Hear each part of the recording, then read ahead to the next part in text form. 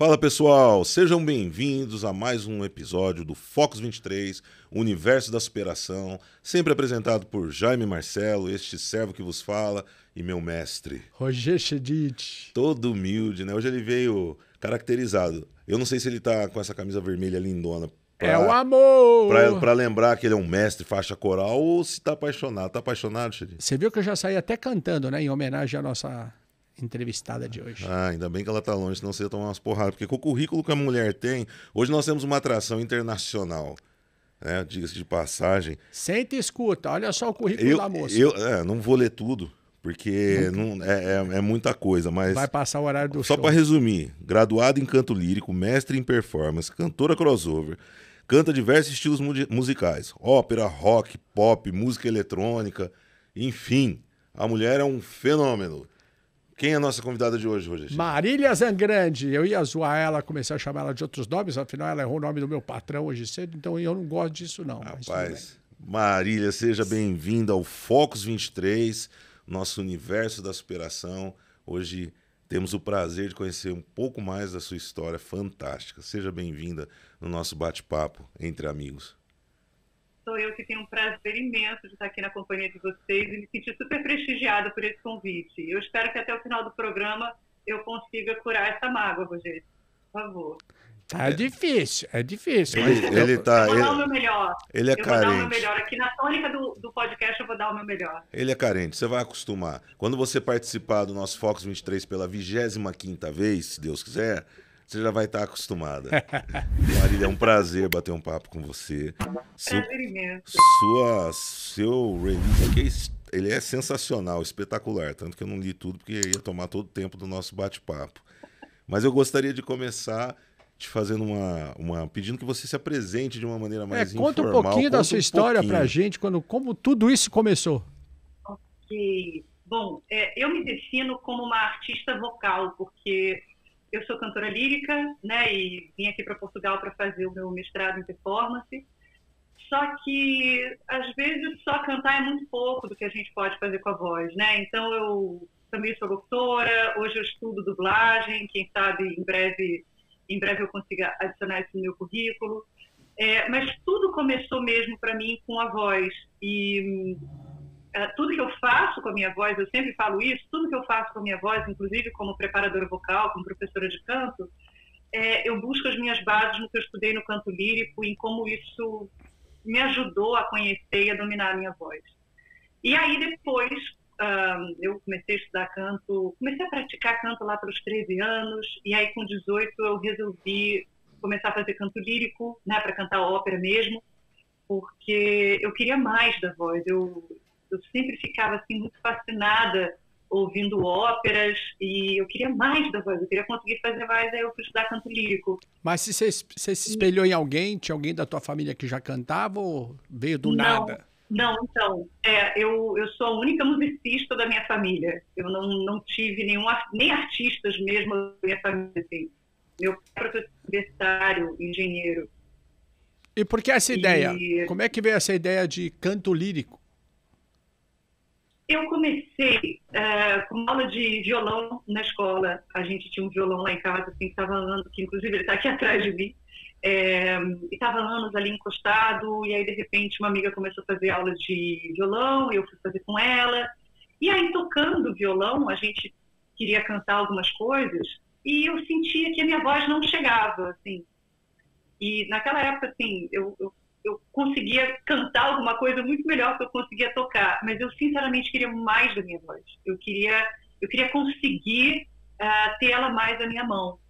E fui caminhando, fui procurando professores, até que eu tive o divisor de águas na minha vida de assistir a Montserrat Caballé no Municipal do Rio de Janeiro. E eu fiquei tão tocada pela performance dela, fiquei tão transformada que quando ela estava no palco eu falei, é isso que eu quero fazer para o resto da minha vida. E aí eu comecei a procurar melhorar minha voz, e é um percurso longo, né? Essas coisas não acontecem de uma hora para outra, é um percurso longo, e até hoje eu ainda vivo nesse caminho de entender melhor a minha voz e descobrir mais coisas dela.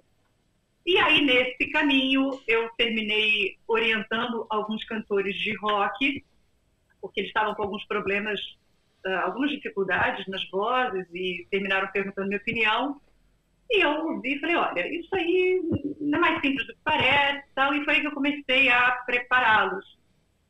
E para prepará-los também eu precisei entender o que eles faziam vocalmente, né? E sempre com o meu background, né, de cantora lírica, assim, eu ficava, mas peraí, como é que... Tá, isso soa diferente, mas o que está acontecendo? Porque tem coisas na voz que vão estar sempre lá. Então eu queria entender, e aí nesse caminho terminou me rendendo um convite para cantar com o Jeff Tate no Brasil, quando ele fez a turnê comemorativa do Operation Mindcrime, o álbum de 30 anos, e eles precisavam de uma voz feminina, e de repente eu subi no palco com um ídolo da minha adolescência, e a primeira vez que eu subo no palco com o microfone na mão, porque sou cantora lírica, né, o canto lírico a gente não usa microfone, por norma a gente não vai cantar com amplificação, a não ser em situações bem específicas. E aí a primeira vez que eu subo no palco com o microfone na mão para cantar rock, eu tô no Tom Brasil, completamente sold out, com o ídolo do meu lado abrindo uma das maiores bandas, que era o Mr. Big. E como é que foi? Foi muito bem. Foi muito bom. Você ficou nervosa ou não? Então, eu fui me preparando, né?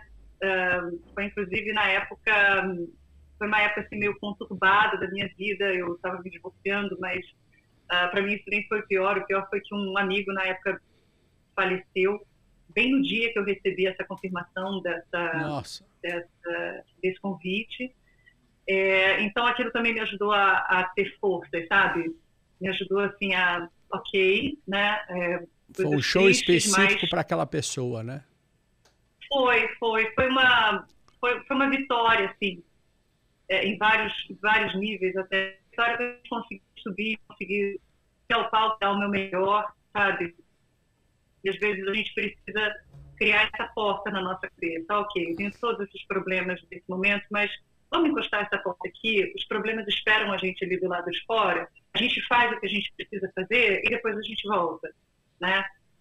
E aí, quando passou tudo, assim, fui, cantei, eu lembro de ensaiar do lado do Jeff, inclusive no estúdio, o pessoal tirando foto, eu falava, eu vou virar um meme. Eu sei que eu vou virar um meme, que em algum momento vai aparecer uma foto minha escrita embaixo. Namore com alguém que olhe para você da mesma maneira que a Marília olha para o Jeff Tate enquanto ele canta, porque ele cantava, eu ficava... Eu sabia que ia virar um meme, não virei ainda, pelo menos não por causa disso. E aí, na hora do subir no palco, eu me senti aquele labrador, assim, quando o dono tá com a coleira na mão, sabe? É minha vez. Aí, quando foi minha vez, eu corri, cantei, e aí voltei, né? Saí do palco, tá bom, tá, isso foi em São Paulo. Aí, no dia seguinte, a gente tinha de novo em Belo Horizonte, fui lá, cantei também, mesma sensação. Aí já estava mais em casa, ok, já sei o que vai funcionar, já sei para onde ir, tá tranquilo. E foi tudo ótimo mesmo, porque inclusive a banda que tocou com o Jeff nessa época foi um dream team, assim, Bruno Sá, Felipe Andreoli, o Edu Cominato, o Léo Mancini e o Dalton. Então, foi gente muito boa, que a gente teve uma química muito boa, tanto na hora de fazer música quanto fora, sabe, nos ensaios. E aí tava tudo tranquilo, assim, até que quando eu fui pegar o rumo de volta para casa, aí que veio todo o nervosismo, aí que de repente eu consegui sentir a pressão. Então o caminho inteiro para casa eu tava chorando, assim. E normalmente a gente fica doente também, né? Não, mas isso é uma coisa que eu tenho, acho até que é uma sorte que eu tenho. Na hora do incêndio, eu tô tranquila, assim, olha, ali tem saída de incêndio, ali não sei o que, pega não sei o que e tal. Aí quando tá todo mundo bem, eu sento e choro. E todo mundo fica, mas Marília, passou, tá todo mundo bem. Eu falo, porque essa é a hora de chorar. É a intensidade. É a hora da gente ficar nervoso. É a intensidade. As pessoas que eu tive acesso, que trabalham com música, que vivem da música, e quando eu falo vivem da música, eu não estou dizendo financeiramente, eu estou dizendo vivem da música em termos de essência. Elas têm caminho, né? Elas têm uma característica em comum, que é a disciplina do estudo, né? Nossa, deve ser Que a pessoa... que ser atleta. Ó, eu, quando vou dormir, sempre fico dando uma olhadinha boba em alguns vídeos, às vezes de YouTube, às vezes de Facebook. E eu vi um vídeo de uma pessoa que saiu de um reality aí, eu não sei nem o nome da moça, né? E ela foi, acho que no programa do Faustão, acho que quando ele estava na Globo ainda. E ele perguntou os planos dela e tal. E ela falou, eu vou fazer isso, mas se nada der certo, eu vou virar bailarina do Faustão. E ele deu uma chamada nela, falou, você tá achando que é assim, né? E muitas pessoas acham que quando você ouve o produto final, né? A música, porque a música ela tem um lance muito... Eu já falei isso, mas vou repetir até ver se a Marília... Se é esse caminho. A música ela tem um lance muito interessante, né? Vamos pegar um filme de terror. O filme de terror, no momento do susto, geralmente tem um silêncio. Ele vai falar de algum filme meu. Que antecede, né? Tem um filme de terror, porque o filme de terror, o auge do filme de terror é alguma desgraça. Ou alguém corta a cabeça de alguém puxa o pé de alguém. Sangue. E é em silêncio, né? Você pega um filme de ação que vai inspirar, que vai motivar, um filme motivacional. Né? Eu falei outro dia da franquia do rock, imagina a franquia do rock sem música. Você pega um filme, um romance, você imagina Casablanca sem música, né? Uhum. Então, a música, ela é algo além. Algo Marca épocas, né? Eu costumo dizer que as pessoas não gostam muito de entrar nesse assunto porque tem medo de despertar um pouquinho os haters e tal, mas eu vou falar porque o nosso público, eu sei que é um público que reflete um pouco sobre a mensagem que a gente vai passar. Nas igrejas, as pessoas das igrejas, elas têm uma divisão que costumam fazer assim com frequência, em algumas igrejas. O povo que é do mundo e o povo que não é do mundo. Que é de Deus. Eles falam isso, né? Usam isso. É. E aí eles falam assim, ó, o povo que é de Deus tem que ouvir só música gospel. E o povo que é do mundo vai lá ouvir as coisas do mundo. E no meio das coisas do mundo você tem Vinícius de Moraes, você tem Tom Jobim, você tem... Será que Deus não inspirou as pessoas? A música tem um poder tão grande, né? Qualquer música, ela tem um poder tão grande, tão grande. Quando eu cheguei em Portugal, eu fui no jantar, né? E eu conhecia pouco da música portuguesa, né? Os jovens gostam muito de um ritmo que é predominantemente dominado ali pelos... redundante, né? Mas que predomina o controle dos angolanos, que é a kizomba, né? Uhum. Mas aí começou a tocar uma música que acho que foi a primeira vez que eu entendi algumas coisas da cultura portuguesa. A música chama Sonho de Menino, né? Do Tony Carreira, né? E essa música falava mesmo E quando começou a tocar essa música, todo mundo parou e cantou. Criança cantando, jovem cantando, idoso cantando. Eu percebi que a música tem o poder de unir gerações. Porque eu cresci... Meu pai tinha um gosto musical fantástico, né? Então eu cresci ouvindo Silvio Caldas, Nelson Gonçalves. Eu também. Meu pai amava Demônios da Garoa e eu tive a felicidade de levar meus filhos para assistir um show do Demônios da Garoa. Tinha um projeto, eu sou de Campinas e tinha um projeto fantástico lá de Seresta na praça. Então, assim, até conversei, outro dia eu estava conversando com o Alex, nosso produtor, essa semana.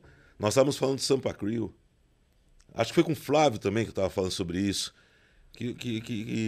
Acho que só quem mora em São Paulo, quem é paulistano ou paulista, assim, tem noção do que é um Sampa Crio para nós, assim, tal. Então a música, você vê que nós já passeamos por diversos gêneros, mas a paixão na música é isso, né? A música ela tem ela leva a gente para onde a gente quer ir. Porque uma profissional extremamente capacitada como a Marília e dois bocó que adoram a música como o Jaime e o Roger tem a mesma sintonia. A música consegue envolver é uma coisa de paixão, de amor, e eu acho que onde tem isso, é óbvio que Deus está ali, não é com o dedo, com as duas mãos, moldando. Você me falou uma coisa que chamou a atenção, você falou que está empenhada também no mercado de dublagem, né? E, salvo engano, os dubladores brasileiros são Estou estudando. E os dubladores brasileiros são excepcionais, né? São É um fantásticos. trabalho de referência para o resto do mundo. Poucas dublagens do Brasil têm a mesma qualidade.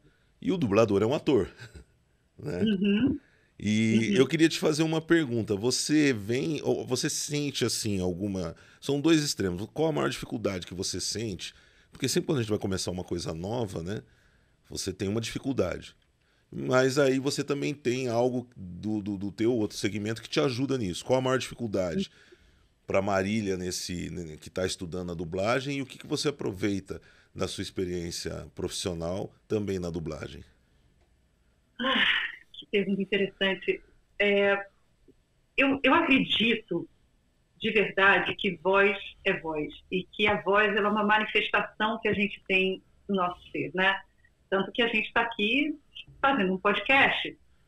Isso é um universo que a gente leva até as pessoas, né? Quando a gente escuta uma pessoa falando, você escuta o universo que ela traz com ela. Mesmo que nem sempre você consiga entender, mas você entende uma profundidade, entende o nível de separação que aquela pessoa tem de você, né?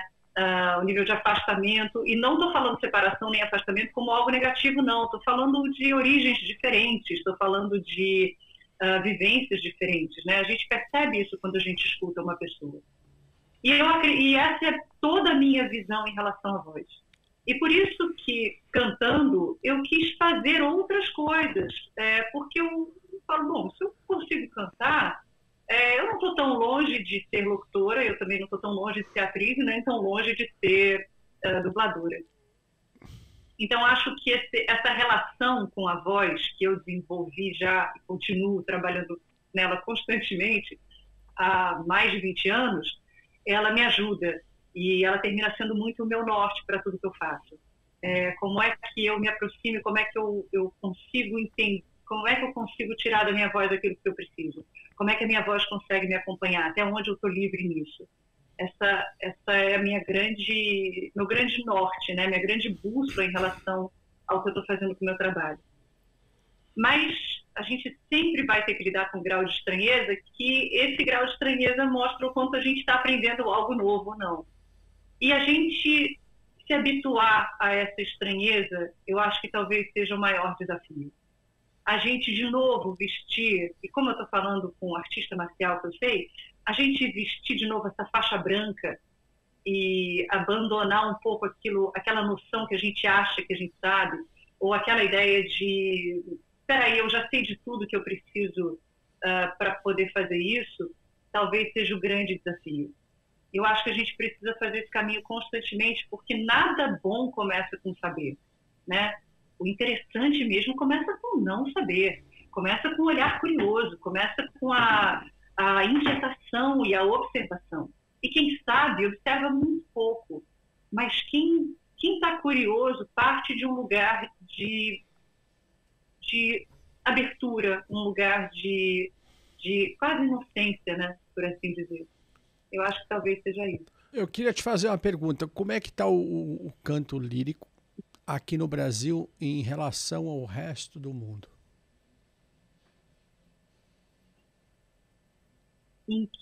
Bom, vou tentar falar. Ele é tão assim valorizado aqui no Brasil como é valorizado em outros países, não? Ou está na mesma sintonia? Essa é a minha pergunta. Bom, primeiro, a gente precisa entender que o Brasil é um país de diferentes realidades, né? Então, por exemplo, pessoas que moram em São Paulo vão ver a realidade, vão provar da realidade de uma maneira que pessoas que moram em outros lugares, né? E existe também essa desigualdade em relação a esse espaço do canto lírico no Brasil. Mas no Brasil a gente tem grandes profissionais, notáveis mesmo, e tem agenda, as pessoas estão fazendo, e desde que eu comecei a cantar para cá, a gente vê que essas iniciativas vêm aumentando. O que talvez ainda falte um pouco no Brasil, talvez possa faltar um pouco no Brasil, são duas coisas, na verdade. A gente ainda não tem no Brasil uma escola, uma forma de pensar a voz, o canto, baseada naquilo que nós somos e naquilo que nós fazemos, né? Então, a gente ainda não tem essa escola de canto brasileira. E a gente tem uma escola de canto italiana, a gente tem uma escola de canto alemã, a gente tem uma escola de canto francesa, russa, britânica, espanhola, né? Então, isso o Brasil ainda não teve. O que eu também acho um tanto quanto normal, essa lacuna. Mas eu acho também que, do outro lado, a gente precisa entender que valorizar artista faz parte do desenvolvimento de uma sociedade. E talvez esse, no momento, seja o maior desafio. Na verdade, eu quero acrescentar, talvez... Eu sempre falo muito sobre a educação, né? Eu acho que a educação... Quando você tem que escolher em aplicar recursos em educação, saúde, segurança pública, escolha sempre a educação. Não adianta investir em segurança sem educação. E quando a gente fala de educação e cultura, tem um pequeno detalhe que eu acho que dificulta o cenário de algumas manifestações artísticas. O que acontece? Para que se tenha um consumo, é lei de oferta e procura. Para que se tenha um consumo, tem que ter exposição. Você não vai numa loja comprar uma roupa se ela não está na vitrine. Isso acontece, talvez. Raro. Isso aconteça talvez com o gênero musical que nós estamos nos referindo aqui. Por quê? Porque hoje é exposto aquilo que traz um retorno rápido. Sim. Isso gera problema. Porque existem pessoas que não se simpatizam com o gênero porque não conhecem.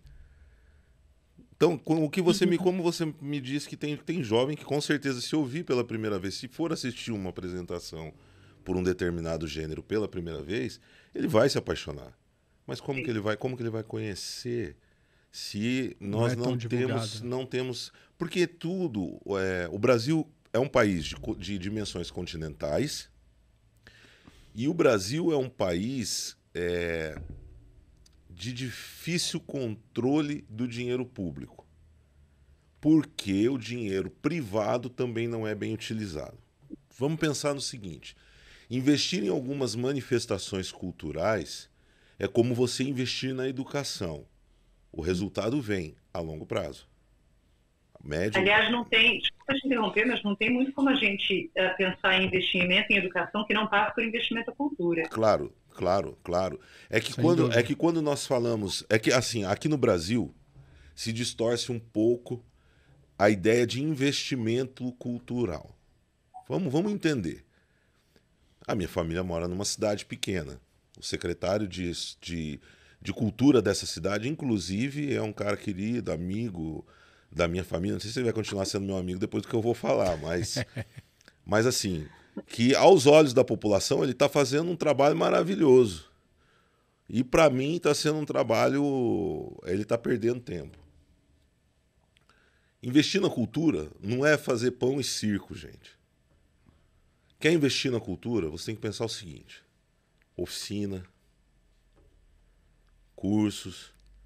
Você precisa criar metodologia para identificar no jovem, na criança, no adolescente, quais são os talentos, as aptidões que essas crianças têm. Só que quando se fala no Brasil em investir em cultura, o que as prefeituras fazem? Investir em cultura. Vou contratar um show de 500 mil para a pessoa tocar 2 horas para o público. E olha lá, tá sendo bonzinho. E garantir meus votos. Isso não é investimento em cultura. De jeito nenhum. Só se pornografia virou cultura. Porque chega a ser um estupro as prefeituras que fazem isso. Porque você investir em cultura é você dar ferramenta para o jovem ter acesso àquilo que vai engrandecer não só ele como pessoa, mas a posição dele dentro da sociedade.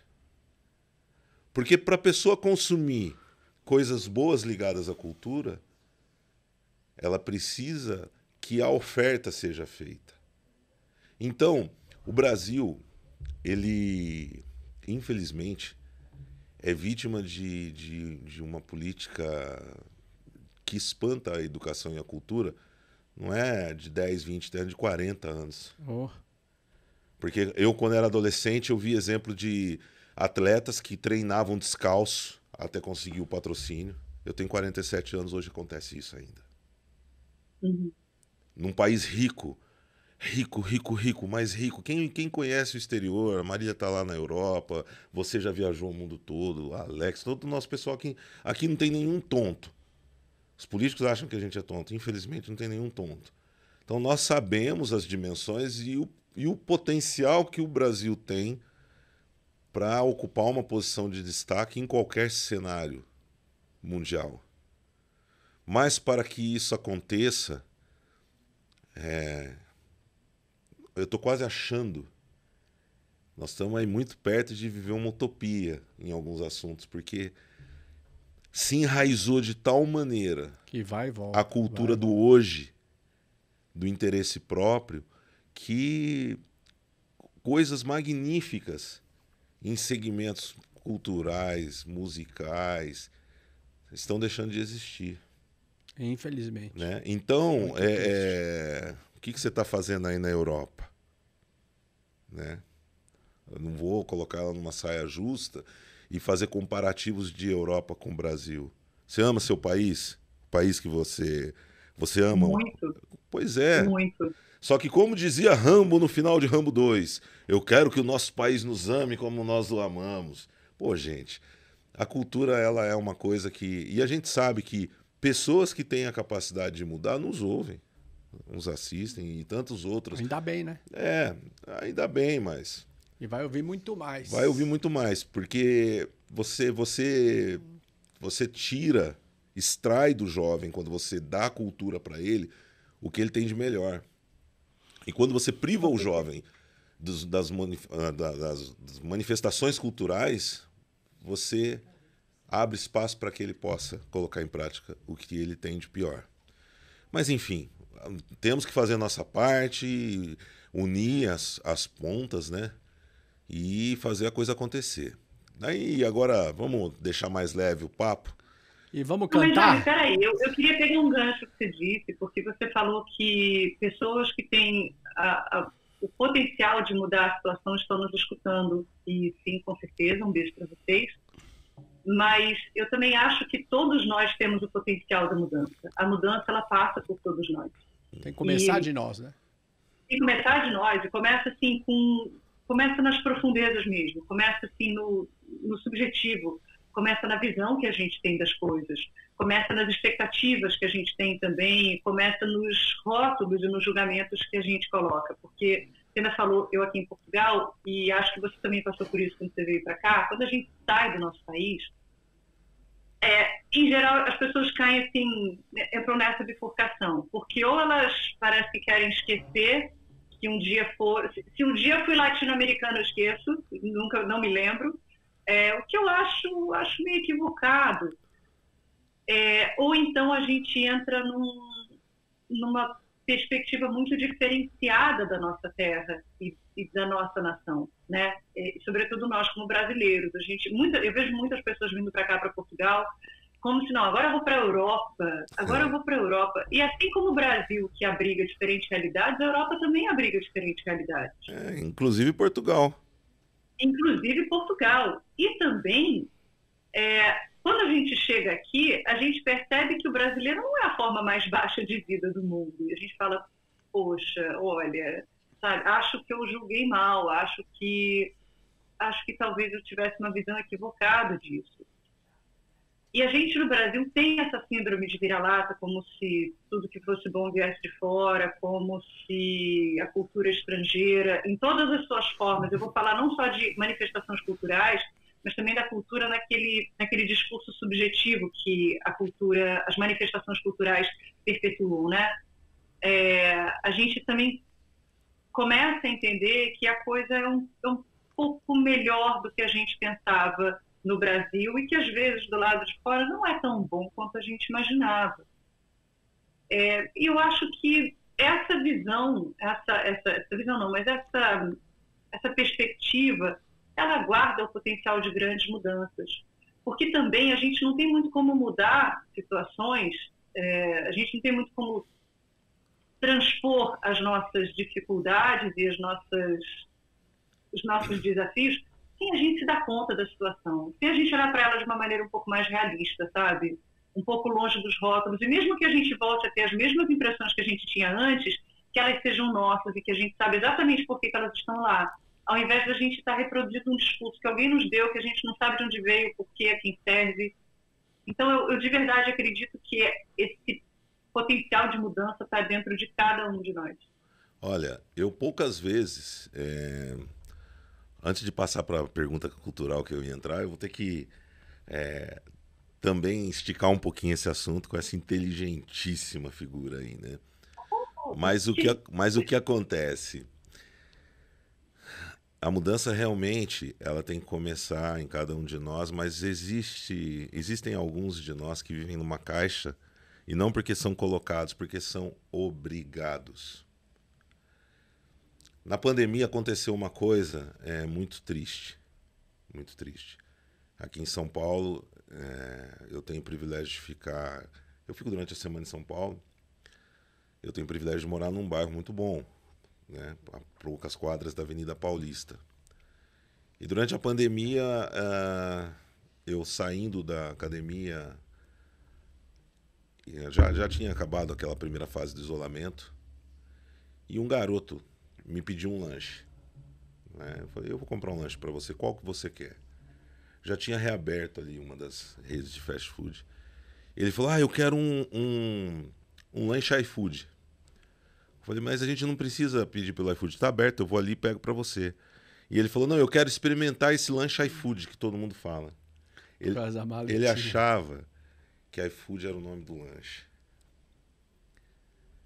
E aí você pega o seguinte, como essa criança, existem adolescentes e existem adultos. Não depende deles. Entende o que eu quero dizer? Muito. Então, muito. Depende, eu entendi também o que você quer dizer. Então essa divisão existe, ela é real e está na hora da gente encarar. Por isso que nós temos que fazer a nossa parte, mas sempre lembrando daqueles que estão guardadinhos dentro de uma caixa. A gente tem que primeiro abrir a caixa, falar para eles, olha a luz do sol. Tem que ensinar, né? Tem que ensinar. Eles permitam. Sim. Ensinar é um verbo lindo, mas eu acho também que a gente precisa incluir essas pessoas no nosso universo de humanidade. Isso. Perfeito. Olha a sintonia, você viu? Perfeito. E eu quero te convidar, inclusive, para que possamos desenvolver algumas ações. Ótimo. E eu vou cobrar. Pior coisa que tem a pessoa falar aceito para mim. Eu sou chato demais. Mas tem que ser. Né? Olha, eu sou carioca, mas nesse ponto eu não sou. Eu sou carioca, mas nesse ponto eu não sou. Passa lá em casa, quando? Qual é o teu endereço, por favor, aí a pessoa pode. Mas nesse ponto eu não sou. Nós fazemos parte de uma pequena parcela muito poderosa, cara. Nós temos um poder muito grande, entendeu? Porque assim, eu detesto conviver com gente fraca. Eu não gosto de pessoas fracas. Eu tenho alguns amigos que nos últimos anos se afastaram de mim porque eu tomei algumas decisões quando eu fiz 40 anos. Hoje eu tenho 47. Quando eu fiz 40 anos, eu decidi. Bom. Quando eu fiz 40 anos, eu decidi que eu não ia mais usar cueca. Bom. Quando eu fiz 40 anos, eu decidi que eu não ia mais usar cueca. Saiu do armário mesmo? Falei, eu preciso de algo que seja simbólico para mim. Falei, não vou mais usar cueca. Vocês podem ficar bravos, mas a verdade é essa. De vez em quando eu acho uma perdida, tanto que quando preciso usar, não tem. E uma outra coisa que uma outra coisa que eu decidi, eu falei, eu não vou mais conviver com pessoas fracas. Ou eu consigo transformar essas pessoas fracas em pessoas fortes, ou elas vão seguir sozinhas. Obrigado. Entendeu? Eu detesto gente fraca e eu vou explicar por quê. O fraco não é o cara que não consegue cumprir uma jornada, uma trajetória, nada disso. Nada disso, pessoal, tira isso da cabeça. O número 1, o vencedor, o primeiro do pódio é o forte. O terceiro é o fraco. Não é isso. É aquele que não tenta, né? Exatamente. Quando você levanta, olha só, quantos pais, e eu falo porque eu sou pai, quantos pais levantam de manhã, literalmente, tem aquele negocinho de colocar o pi depois, né? Quantos pais levantam de manhã fudidos, cheio de problema de saúde, sem ter de onde tirar o leite, mas no final do dia o seu filho come. Esse cara é forte, esse cara é gigante. E quanto vagabundo deixa de pagar a pensão para um filho, mas a baladinha do final de semana tá. Esse cara é fraco, eu não convivo com gente fraca. Por isso que eu tenho tantos desafetos, você entendeu? Tem pessoas que ouvem uma frase montada e acha que é verdade. Para toda verdade existe uma mentira. Existem 3 verdades, a minha, a sua e a verdadeira. Ô estúpido, verdade é uma só. Só que a verdade, muitas vezes, ela não te agrada. Sabe por quê? Porque você é fraco. Eu detesto gente fraca. Eu tomei um pau na minha última luta. Perdi, acordei no dia seguinte sendo chamado de mentiroso, de fraude, e eu tô aqui, sustento meus filhos, trabalho, sou forte, vou sair na mão de novo, não tenho preguiça, sou um construtor. Então, a cultura, nós temos que fazer isso. Nós temos que pegar tesouros como a Marília, tesouros como tantas outras pessoas que têm o poder de mudar a alma da pessoa, porque a pessoa, quando é tocada pela cultura, ela se torna uma nova pessoa. Eu acho que Deus coloca... A Bíblia fala muito sobre música, sobre dança, né? Só que assim, não é coisa pra gente preguiçosa. É no louvor que os anjos do Senhor habitam. Exatamente. E aproveitar também pra meia dúzia de cantorzinho de fundo de quintal que acha que cada um instrumento faz uma merda de um som e já sai por aí achando que é artista. Olha aí quanto estuda. Né? Você quer ser... O Roger falou outro dia aqui, né? Você tem que treinar muito... Né? Como é que é? Treine como se estivesse competindo e compita como se estivesse treinando. Significa que para você que é burro e não consegue entender, eu vou explicar. Significa que você tem que levantar de manhã e trabalhar. Tá nervoso hoje, hein? Trabalhar. É assim, é simples, pra gente construir um mundo melhor. Deixa o nosso convidado falar. Agora imagina se ele tivesse sentado onde eu tô. Não, aí... não, eu não quero que ela cante, não quero que ela fale, não. Ela vai cantar pra gente agora. Canta um pouquinho, depois... Já, não, tem muito que vai cantar várias vezes. É só a primeira. É só pra aquecer os motores. Só pra aquecer os motores. Eu falei pra vocês, né? Eu falei pra vocês que eu tinha um piano aqui em casa, vocês entenderam que tem uma pianista. Olha o tamanho do meu problema. Ah, é? E é back vocal que tá aí atrás? Defunta, não. Não. Mas eu queria também falar, que vocês falaram tantas coisas. A gente fala demais. A produção vai corrigir a gente. Mas é por isso que a gente tem um podcast, gente. Quer dizer, a gente... Por isso que é gravado, né? Acabamos de ganhar uma correspondente internacional aí, ó. Montem comigo. O que eu ia dizer? Eu concordo contigo, porque gente fraca é perigosa. É isso aí. Gente fraca é muito perigosa. E tem uma frase de um sujeito muito inteligente, que eu esqueci o nome dele agora, mas ele fala Roger? É um outro sujeito muito inteligente. Eu tentei. Peraí. Ele fala o seguinte, que a qualidade mais importante é a coragem, porque ela sustenta todas as outras. É isso aí. O problema do fraco é que quando ele não consegue chegar no teu nível, é bem provável que ele tente puxar o teu tapete. Por isso que eu concordo com você que a gente tem que tomar cuidado. E o fraco, né, assim, como você mesmo acabou de falar, você levou um pau na sua última luta e você vai continuar treinando para lutar de novo, porque o que se passou, o pau que você levou, ele não define você. É isso. Né? Pelo contrário, você aprende mais ainda, né? Pois é, eu costumo dizer muito isso, né? Você estava falando também do estudo, de como os artistas precisam estudar, e eu acho que essa é a grande chave para a gente destravar tudo na vida. Como eu estudo isso, por onde eu olho isso, como eu abordo isso. E isso é uma coisa que eu falo muito para os meus alunos. Como você estuda? Tem gente que fala, não, mas eu tenho que estudar quanto tempo? Eu sempre falo, o tempo que a tua atenção estiver disponível. Porque a hora que a tua atenção cansa, você não está mais aprendendo nada. E é ela que você tem que alongar, é ela que você tem que esticar, é ela que tem que andar do teu lado para que você consiga sempre entregar o seu melhor e você consiga saber o que você está fazendo. Então, a hora que ela cansou, é hora de parar e você descansar. E eu acho, de verdade, o estudo é a chave de tudo aquilo que a gente pode fazer. Né? Quantas vezes o artista marcial, o atleta, a cantora, a gente consegue olhar para a nossa história e lembrar exatamente quais foram as pessoas que apareceram na nossa vida que colocaram a gente hoje onde a gente é. Isso não tem a ver com o título, com quantos seguidores eu tenho no Instagram, mas é com aquilo que eu me sinto habilitada para fazer. aquilo que eu consigo absorver e consigo sobreviver no dia seguinte. Mesmo que não seja um octógono, mesmo que seja eu cantar para no dia seguinte a minha voz estar boa de novo, para poder assumir meu compromisso todo de novo e para poder fazer daquilo uma rotina minha. Perfeito. E essa humanização que a gente precisa conceder às pessoas, né, que a gente estava falando, passa pelo estudo, passa pela oportunidade das pessoas descobrirem o que elas gostam de fazer e o que elas podem fazer. Né?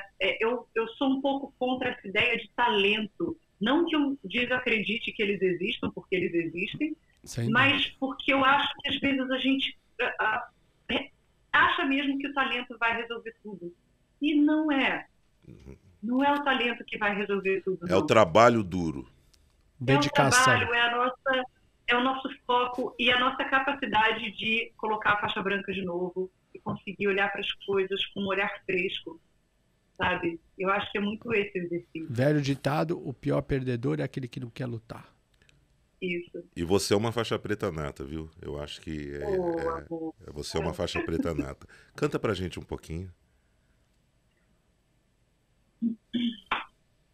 Oh, meu bambino caro, mi piaceva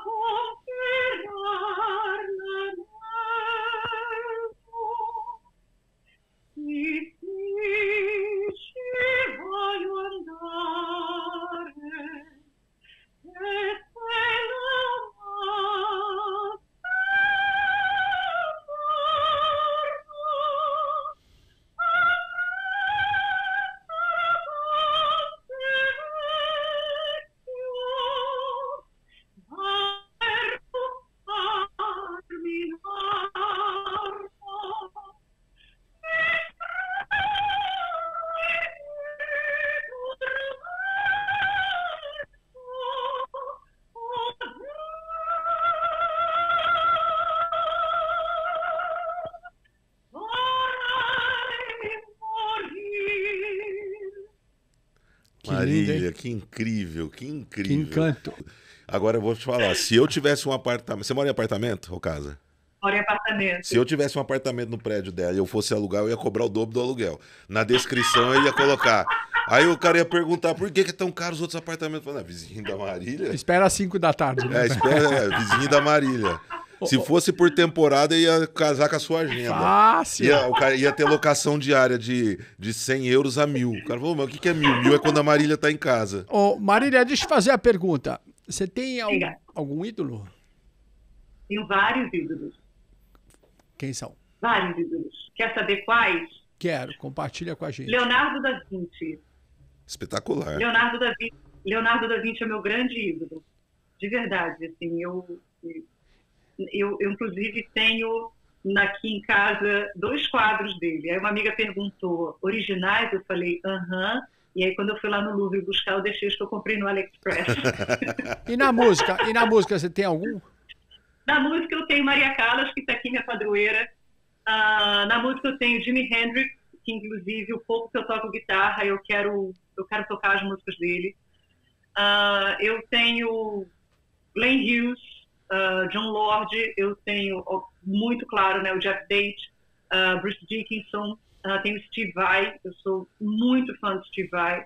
Inclusive quando eu fui numa masterclass que ele deu no Brasil, assim, eu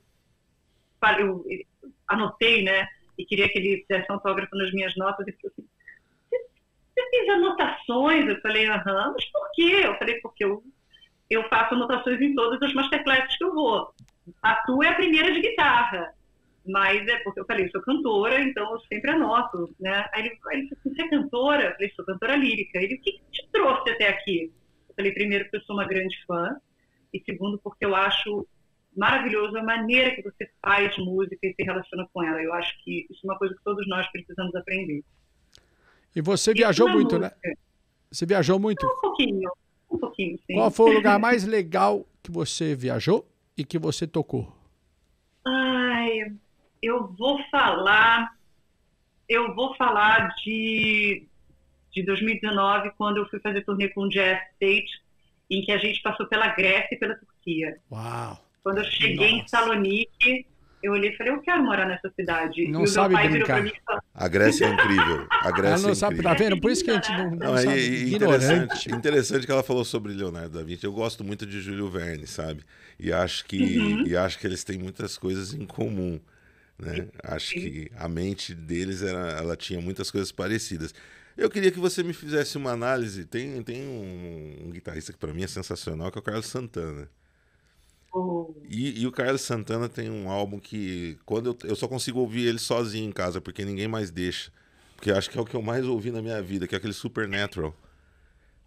Que é considerado um dos melhores, né? Dos top. Sim. Eu queria que você falasse pra mim do Carlos Santana. Desde quando nós marcamos, desde quando o Alex me passou tudo, eu falei, eu quero perguntar pra ela sobre o Carlos Santana. Eu acho, primeiro, o Carlos Santana, ele é um grande vencedor na vida, porque ele tocou no Woodstock e continua de pé. Desculpa, ele tocou no Woodstock? Ele tocou em Woodstock e continua de pé, continua vivo, continua tocando. Ele é um dos ele e o Munhado dos Thundercats estão pau a pau. Não é pra qualquer um isso, não. Isso é raridade, você tem razão. A gente tem que respeitar muito. E eu acho lindo em como o Carlos Santana ele domina a guitarra com uma pegada muito latina. Você ouve a latinidade dele, você sabe que é ele. Aí ele tem a própria identidade, né? Isso eu acho lindo, assim. Eric Clapton ou Carlos Santana? Agora pegou. Aqui não tem... Não. Aqui não nós tem temos moleza. uma regra. No futebol é aqui assim também. A gente pergunta, Ronaldinho Gaúcho ou Ronaldo? Não tem essa. Carlos Santana, vou falar Carlos Santana. Ele é incrível, né? É muito complicado você nomear ídolos na música. É diferente do esporte, né? É muito difícil, né? E o show mais legal que você já fez? Que você gostou de se apresentar, que você voltaria? Eu vou falar, com certeza, o show no Tom Brasil com o Jeff. Foi o primeiro de todos. Com certeza aquele. Até hoje eu olho para trás e lembro, dia 19 de agosto de 2017, foi o dia que eu fui mais feliz na minha vida. E teve mais algum que te marcou que nem esse, não? A verdade é que todas as vezes que eu canto com o Jeff, é uma sensação muito incrível para mim. Porque eu vi o Jeff Tate cantando ainda quando ele era vocalista do Queen's Ride, quando eu tinha 16 ou 17 anos, ao vivo. Eu queria muito cantar, mas eu não entendia nada de voz, ainda estava longe de entender a minha voz, mas eu vi ele cantando ao vivo e fiquei assim... Então foi um sonho para você? Muito impressionada. Foi muito um sonho. E você tem mais algum sonho além desse? Tenho vários. Publicar meus livros, que pelo menos um deles vire uma série de televisão, cantar mais, subir mais no palco, sabe, dividir mais o palco e fazer mais música com gente incrível. E o que está faltando para você atingir esses sonhos? Um empresário, um bom agente. Tá faltando o momento certo. Só isso. Já você está atingindo. Eu acho que eu tô cada vez mais próxima disso, de verdade. Com certeza. Ó, me desculpa. Tenha certeza disso. Desculpa. É impossível, tenha certeza disso, é impossível uma pessoa que tem essa linha de conduta que você tem não atingir o sucesso. Tá chegando, moça, já tá chegando. É no tempo de Deus, não no nosso, né? No momento, eu olho vocês falando isso e eu não vejo Roger e Jaime falando isso pra mim, eu vejo o universo, de verdade. Que bom, hein? A gente se conhece, a gente começou a conversar um com o outro na duração desse podcast. E aí não demora muito, você me fala uma coisa dessa. Eu acho de verdade que isso você canaliza uma mensagem muito maior. É uma resposta de Deus. A gente fala que Deus usa até as mulas para mandar mensagem, porque não pode usar a gente, né? Umas mulas feias, né? Ele podia usar umas mulas mais bonitinhas. Fala da sua turnê na Itália. A turnê na Itália, ela ainda não foi divulgada. Que legal começar divulgando isso aqui. Nossa. Atenção, Tem pessoal, prepare-se. Uma semana, babado. Tem uma semana que eu fui chamada de novo para cantar com o Jeff, agora em setembro, porque ele vai voltar a cantar o Operation Mindcrime. E olha, já são 5 anos desde que ele começou a fazer as turnês de comemoração dos 30 anos desse álbum, e as pessoas simplesmente não param de escutar esse álbum, não param de ir aos shows. Todos os shows que eu vi, que eu fui com ele, estavam sempre lotados, estava sempre cheio e todo mundo amando aquilo, eu inclusa, né? E aí vocês me perguntaram quando foi que você mais gostou de cantar. Todas as vezes que eu vou cantar com ele, eu tô cantando o álbum inteiro, eu tô pulando, eu tô me emocionada, pensando, cara, que incrível, ai, eu não me canso de escutar aquele álbum.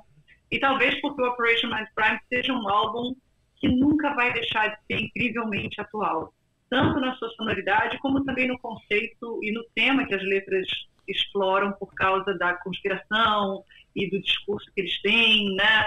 Então, sempre vai ser assim. E aí que agora, em setembro, dia 23, 24 e 25, a gente vai estar na Itália e eu volto a dividir o palco com ele. Incrível. Merecedora de todo sucesso. Obrigada, gente. Você tem previsão de vir ao Brasil? Não, infelizmente não. Infelizmente não, mas eu sei que não vai demorar muito também. Além da Itália, você tem mais algum show programado ou não? Por enquanto, não. Por enquanto, eu não estou com muito mais agenda do que isso, não. Não, tem um restaurante...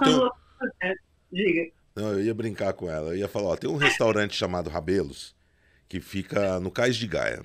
Quando nós formos para Portugal, nós vamos convidar você para jantar conosco.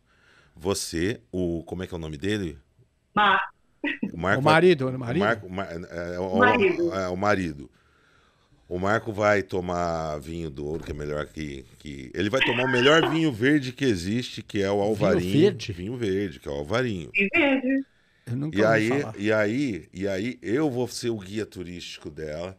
Porque eu vou te contar como eu conheci o fado. Por que eu falei, vocês aí iam pensar que ia sacanear. Ela falou pra ela cantar num restaurante lá. Não é isso não, pessoal. Eu tinha ouvido falar de fado. Mas escuta essa, Alex. Eu nunca tinha assistido uma apresentação de fado. E quem me conhece, principalmente meus amigos portugueses, sabem que eu chego em Portugal, a primeira coisa que eu faço é ir pro Cais de Gaia, né? E eu, numa dessas experiências, eu tinha um amigo, como eu disse, meu saudoso amigo José Areia, nós passamos assim ao lado de um barzinho próximo ao restaurante que nós íamos. Ele falou, quer conhecer fado? Eu falei, quero, a gente vai jantar e depois vai numa casa de show. Ele falou, não, vai conhecer agora. Tinha uma senhora baixinha, 1,60 m, pouco menos até, acho que 1,55 m, chinelinho ali de dedo e tal. Ele falou, me dá 2 euros. Eu dei 2 euros para a mulher, essa mulher... Ela, eu vou te falar, aquele 1,55 m parecia 3 metros ali, com uma canção sensacional, e a minha reação foi chorar, foi o meu primeiro contato com o fado. Por isso que eu falo que a música é espetacular, né? Sensacional. E aí eu vou ser seu guia turístico, vou te levar lá para mostrar onde eu conheci o fado. Vai me levar também? Eu já falei, reco-reco, bolão, azeitona, velho. Aqui a gente só anda junto. Fernandão na retaguarda, Alex lá na fita, o Abner, ele tem que ficar aqui, mas a gente manda pra ele uma foto e traz um vinho. Marília, nós vamos cobrar isso dele, eu tô de prova. Nós dois.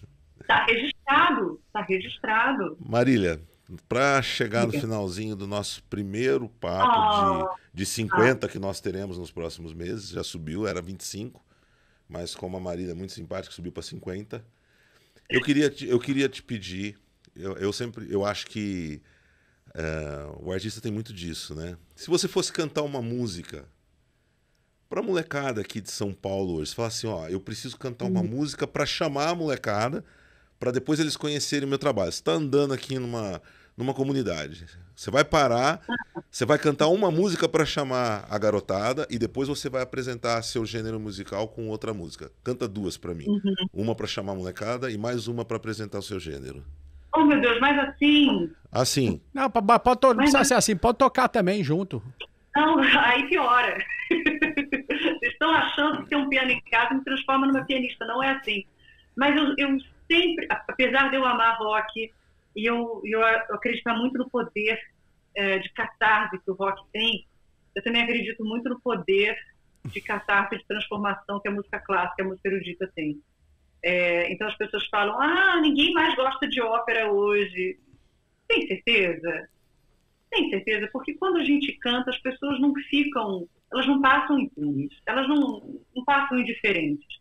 Alguma coisa acontece com elas. Então, eu sempre vou acreditar nisso. Agora eu preciso pensar o quê? Porque já cantei uma que eu realmente usaria para chamar as pessoas. A música, ela é uma extensão da alma, né?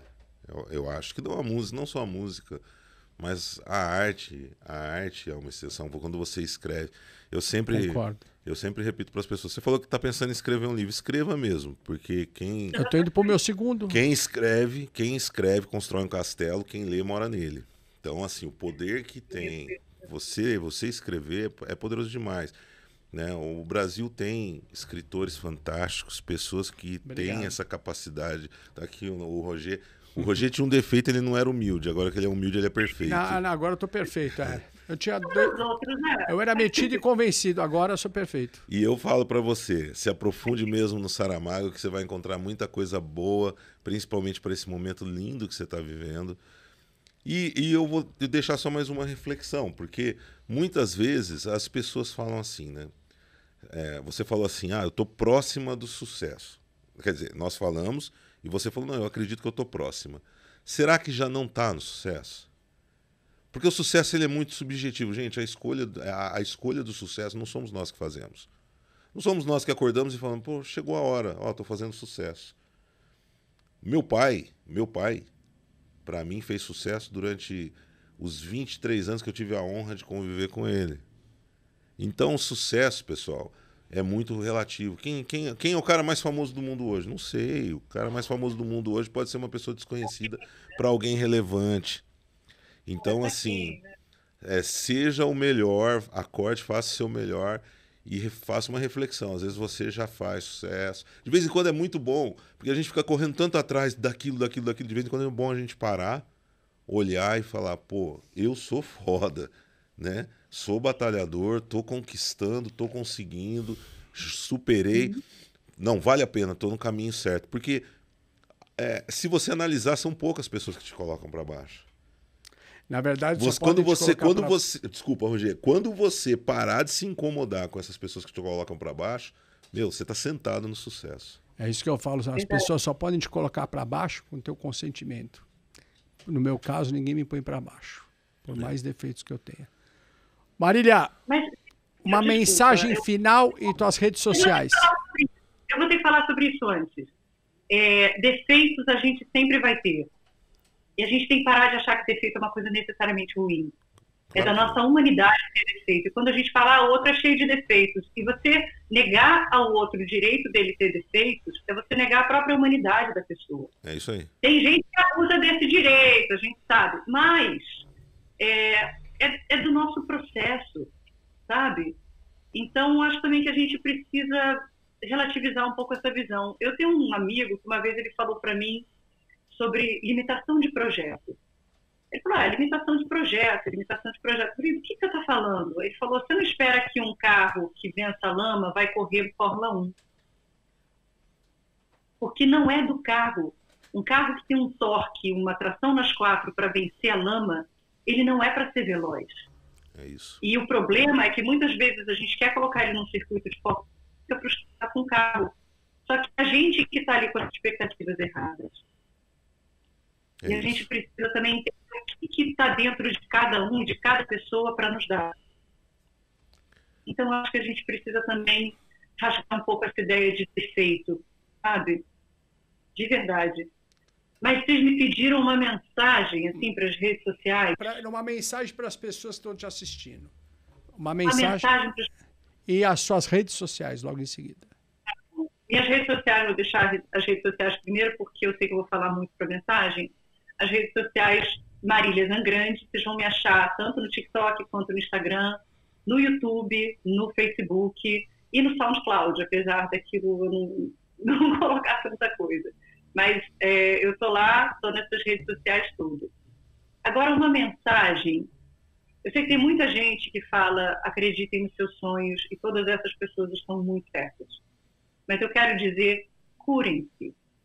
Porque só à medida que a gente se cura daquilo que aconteceu com a gente, daquilo que podia ter acontecido com a gente, daquilo que deveria ter acontecido com a gente se entende e ilumina a nossa própria existência dentro de nós, é que a gente consegue entender também quais os nossos sonhos e quais os nossos verdadeiros anseios. Então, curem-se. Curem-se daquilo que o mundo fez com vocês, porque a gente sabe que a gente vive num mundo que não é para gente fraca. A gente sabe que a gente vive num mundo de disputas acirradas. Mas não importa o mundo, curem-se, entrem em paz com o que vocês têm dentro de vocês, que vocês são.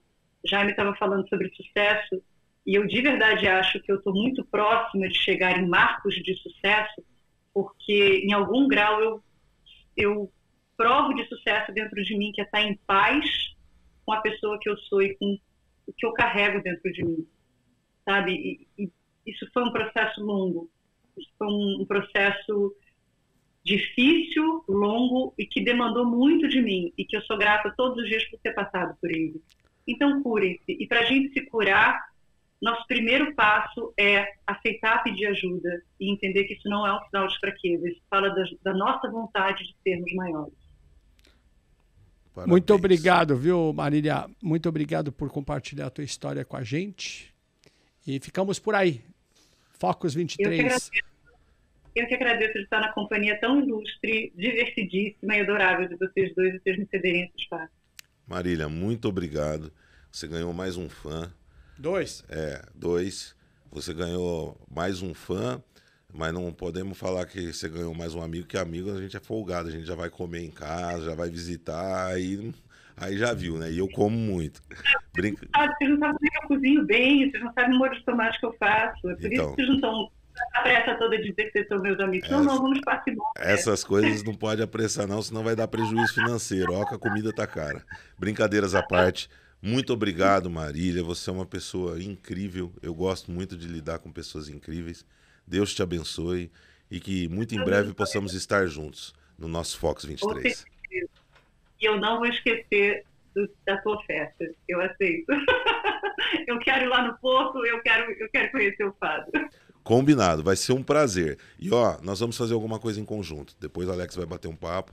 Nós vamos impactar vidas. Oi? Tá? Vamos fazer mais coisas em conjunto. Isso, impactar vidas. Nós vamos impactar vidas. Pego com o Alex no meu telefone e vamos ficar em contato, tá bom? Deus abençoe você. Uma ótima semana, sucesso. Continua aí levando a palavra de Deus de um jeito diferente, né? Aquela palavra que chega em silêncio, que chega através da musicalidade. Isso é o universo falando.